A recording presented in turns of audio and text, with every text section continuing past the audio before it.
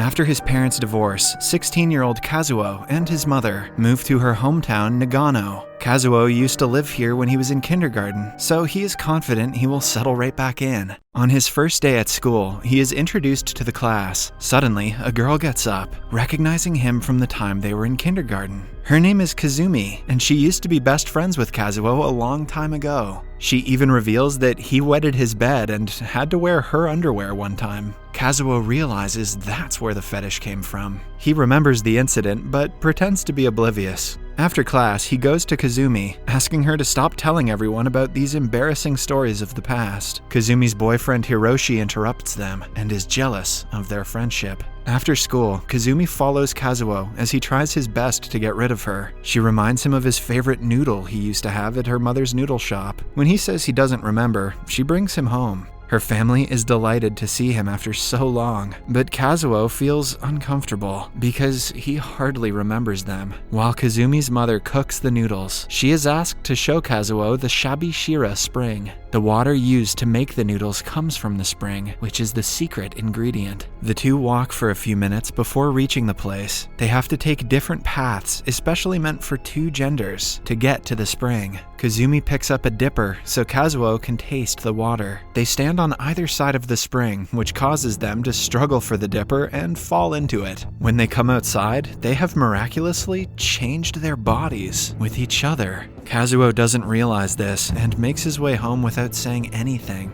That's impossible. He takes off the wet clothes, and the first thing he notices is that he is wearing a skirt. Confused, he looks into the mirror and sees Kazumi instead of himself. It doesn't take him long to register that he has changed bodies with her. He runs outside to tell his mother, who thinks he is a perverted girl trying to seduce her son. She makes him wear a jacket before kicking him out. After that, Kazuo goes to Kazumi's home and finds her crying hysterically. Her family is also just as confused as everyone else. They think the kids hit their heads while on their way to the spring and are not in their right minds. Moreover, since Kazumi is not wearing enough clothes, they assume Kazuo did something to her. Before their anger escalates, Kazuo runs away with Kazumi on his bicycle. Kazumi's biggest concern is Kazuo touching her breasts, but Kazuo argues that he has no interest in her. Liar. He brings her to his home, asking her to act like a man as much as possible. They decide to stay in each other's places until they find a way to get back into their respective bodies. At first, Kazuo experiences the difference in gender roles when he is made to serve dinner to everyone in his family. Moreover, he learns that he has to eat quickly, because if not, the family will devour everything. Meanwhile, Kazumi is doing just fine at Kazuo's home. She cooks for his mother, surprising her with a delicious meal. The mother goes on a rant about an indecent girl like Kazumi for barging into their home, unaware that her son is the same indecent girl. Kazumi doesn't know about Kazuo's parents' divorce, so she asks questions like, when will his dad return home? Kazuo's mother thinks it is a joke and asks him to be more compassionate towards her. She also discovers that Kazuo broke up with his long-term girlfriend, Akemi, before moving here. A while later, Kazuo calls Kazumi, asking her to keep his phone strap safely. It was a gift from his father and is close to his heart. Kazumi, on the other hand, is having problems of her own. She is shocked by how his genitals changed when she tried to take a shower. Kazuo orders her to stop looking at his body and ends the call. The following morning, Kazuo wakes up in Kazumi's room and remembers what happened yesterday. Then, he checks himself in the mirror, and to his distress, sleeping has not turned him back to normal. Kazumi breaks in through the window with Kazuo's school uniform that he left at his home yesterday. She also teaches him how to wear a bra, but just then, her mother interrupts them. She assumes the worst and calls the entire family into the room. As they yell at their daughter, Kazuo and Kazumi trick them and run away to school. They promise to do their best as each other before walking in. During music class, Kazumi is asked to play the piano because Kazuo was well known as a talented pianist in his former school. When she is in the front, she gets a panic attack and runs to the rooftop. Kazuo follows her while being followed by the teacher. They meet each other on the roof where the teacher inquires about what is going on. Kazumi panics again and accidentally knocks the teacher out. Hiroshi finds Kazuo and Kazumi together and suspects something is going on between them. Boy, if only he knew. After After school, the two sit by the river and discuss their situation. Kazumi touches Kazuo's body, reminiscing about her older self, but to a man walking past them, it looks like they are doing something else. He tries to join them in the fun and holds Kazuo's hand. To defend himself, Kazuo kicks him in the nuts and runs away with Kazumi. In the following scene, both Kazuo, Kazumi, and their mothers are called to an older gentleman's home. He is the father of the guy they beat up earlier. He wants to press charges against Kazumi, but has to consider otherwise after discovering his son wanted to kidnap the girl. Then, Kazuo and Kazumi are together when Kazuo gets a text from Hiroshi. He is jealous of their growing relationship and is ready to break up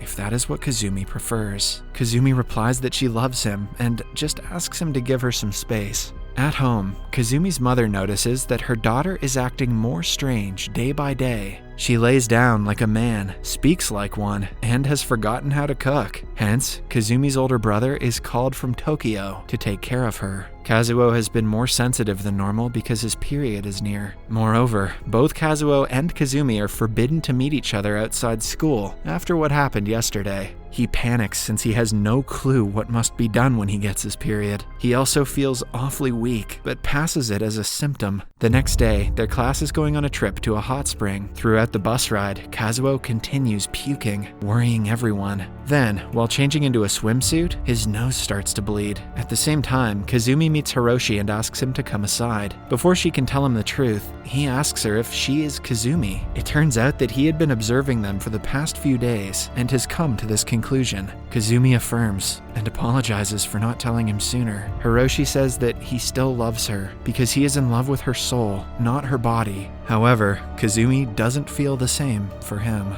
On the first day after the trip, Kazuo doesn't come to school. Kazumi is worried, but her mother doesn't let her see Kazuo. Hence, Hiroshi goes over to make sure he is fine. It turns out that Kazuo has had sharp body pain and has been vomiting since the morning. He goes to the doctors the next day, and they find out that he suffers from an incurable disease and has only 2 months to live. Kazumi's parents are shocked and in pain. The doctor promises to do whatever he can to ensure Kazuo's last days are painless, but he cannot help the family other than that. Hiroshi finds out about this and comes to tell Kazumi. She is just as shocked as everyone else because Kazuo's death could mean a lot of different things. She is worried for him and for herself because her body could go away forever. When she goes to visit him, she is initially stopped by her mother. The woman blames her for Kazuo's condition because he has been acting strangely after her arrival. The doctor convinces her that they should not keep a bedridden girl from meeting her friend. Kazumi meets Kazuo and feels responsible for his illness. Since her body has the disease, it is almost as if he is dying because of her. Kazuo assures her that even if that were the case, he would be happy to die in her place. When Kazumi returns home that day, she convinces Kazuo's mother to go visit him. She agrees and tells her about Akemi. Akemi used to be Kazuo's girlfriend and is coming to visit him in a few days. Kazumi emails Akemi at night and tells her everything about the situation. In the following scene, Kazumi and Hiroshi welcome Akemi to the city. She has known Kazuo for years and can tell that Kazumi is not him. Later, she and Kazuo's mother go to visit him. Kazuo shares an emotional conversation with them, making the mother feel like she is talking to her own child. A few days later, Akemi, Hiroshi, Kazuo, and Kazumi are together when Kazuo says he wants to go somewhere far away. The adults would not allow him, so they decide to sneak out at night. The plan works, and they reach the mountains by the morning. Akemi and Hiroshi know that the other two want to spend time together, so they ask them to go ahead. After that, the two are spotted by a group of performers. They join the group and decide to stay with them for the night. Kazumi has a hard time falling asleep, so she cuddles with Kazuo and inquires if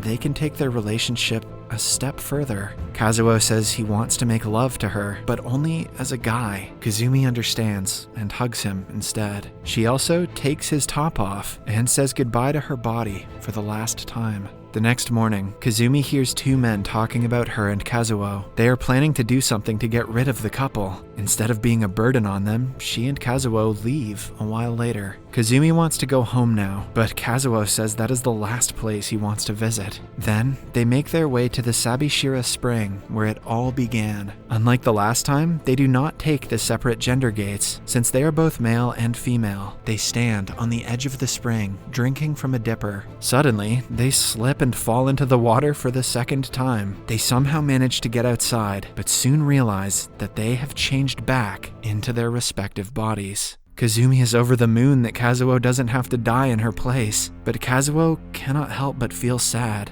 She will go away, and he will have to continue living without her. They hug each other for a long time, before Kazumi says she is happy to die for him. Then they go to a cliff and watch the sunset together. Cut to a few months later, Kazumi is no more, and the world has moved on without her. Kazuo comes to her home often to meet her family. Because of all the time he spent with them, he feels like he is a part of the family. One afternoon, he arrives and finds Kazumi's grandfather making noodles. He offers to help, but unlike the traditional way of kneading, he steps on the dough. This reminds the family of Kazumi, and they cannot help but shed tears. It turns out that Kazuo has come to say goodbye because he is moving to a different city for college. We also find out that Akemi and Hiroshi are now dating each other. Before leaving the city, Kazuo visits Kazumi's grave and wishes her goodbye. What he doesn't know is that her spirit is watching him with a smile on her face, glad that he is moving on with his life.